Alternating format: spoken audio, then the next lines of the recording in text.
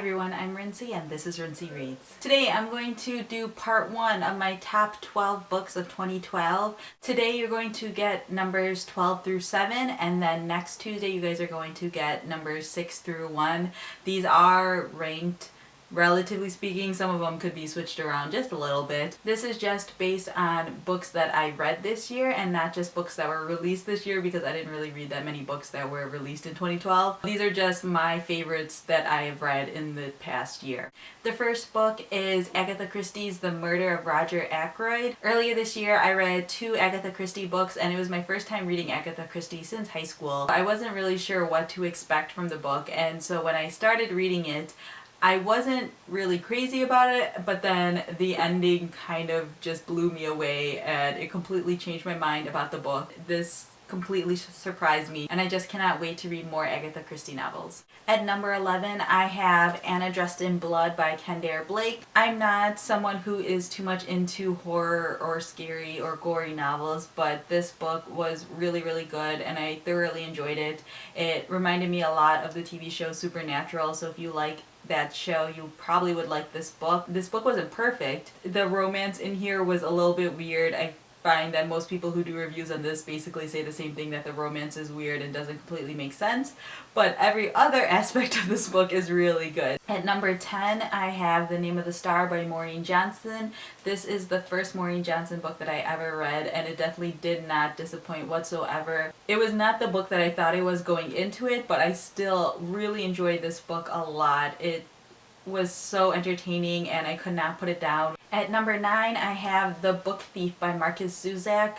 This book is so good. It made me feel so many emotions. The point of view that this book takes and the side of the story that it takes, it's something that's so different from most World War II related books. A lot of times it focuses a lot on the Jewish aspect and the Holocaust, which obviously is a big part of World War II, and there are so many great stories in that, but this book focuses more on the German side of things and what it would have been like living in Nazi Germany during World War II.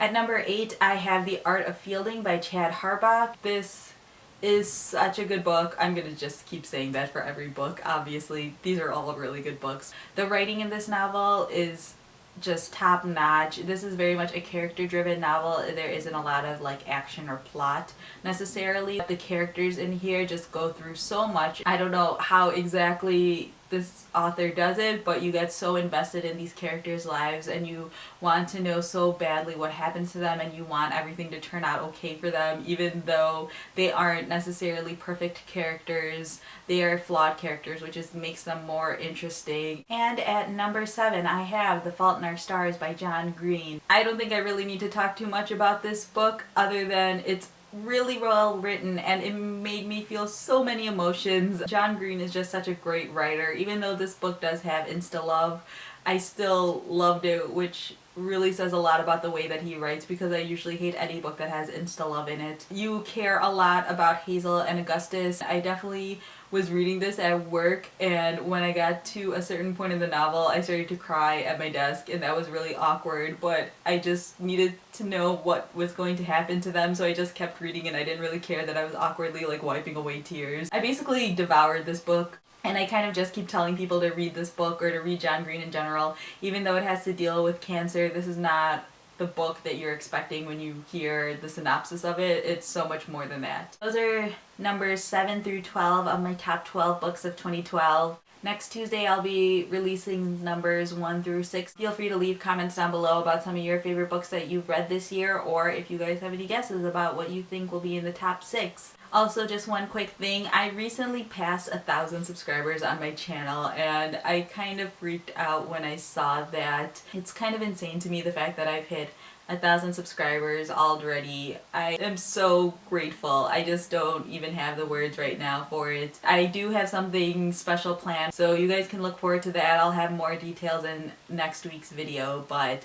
I just wanted to say thank you all so much for subscribing and liking and commenting on my videos. I love all of my subscribers. You guys are all so great and always have so much to say, and you guys are also encouraging, and I just am so appreciative of you guys. So I just wanted to say a quick thank you, and you guys will find out more details about my 1,000 subscribers celebration next week. So yeah, that's all I have for now, and thanks for watching.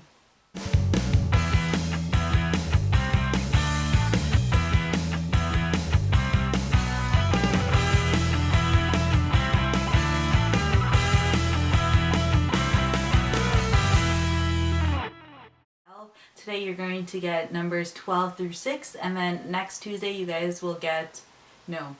At number 8 I have The Art of Fielding by Chad something or another.